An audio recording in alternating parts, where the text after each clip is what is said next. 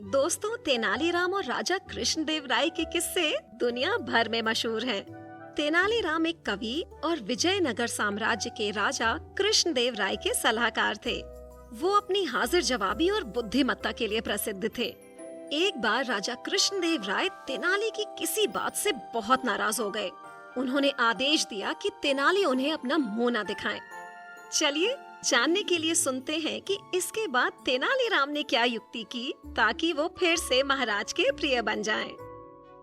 एक बार की बात है, किसी कारण से महाराज कृष्णदेव राय तेनालीराम से नाराज हो गए थे। वो उनसे इतना नाराज हो गए थे कि उन्होंने कहा, पंडित तेनालीराम, अब आप हमें अपनी शक्ल नहीं दिखाएंगे और अगर आपने हमारे आदेश का पालन नहीं किया तो हम आपको कोड़े मारने का आदेश देंगे। महाराज की ये बात सुनकर तेनालीराम वहाँ से चुपचाप चले गए। अगले दिन जब दरबार लगा तो तेनाली से जलने वाले कुछ मंत्रियों ने महाराज के दरबार में आने से पहले ही उनके कान भरने शुरू कर दिए। उन्होंने कहा, महाराज, आपके मना करने के बावजूद तेनाली दरबार में आ पहुँचे हैं।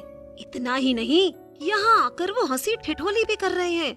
ये तो आपके आदेश की अवहेलना है। उन्हें इसकी सजा मिलनी ही चाहिए। ये सुनकर महाराज आग बबूला हो गए और अपनी गति दोगुनी करके दरबार की ओर बढ़ने लगे। वो जैसे ही दरबार में पहुँचे, उन्होंने देखा कि तेनालीराम अपने मुंह पर एक मटका पहने दरबार में खड़े हैं। बस उनकी आंखों के आगे मटके में 2 छेद थे।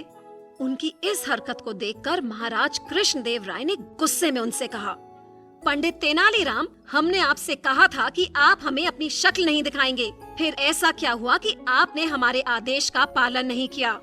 महाराज की बात पर तेनालीराम ने कहा, महाराज, मैंने आपको अपनी शक्ल कहाँ दिखाई?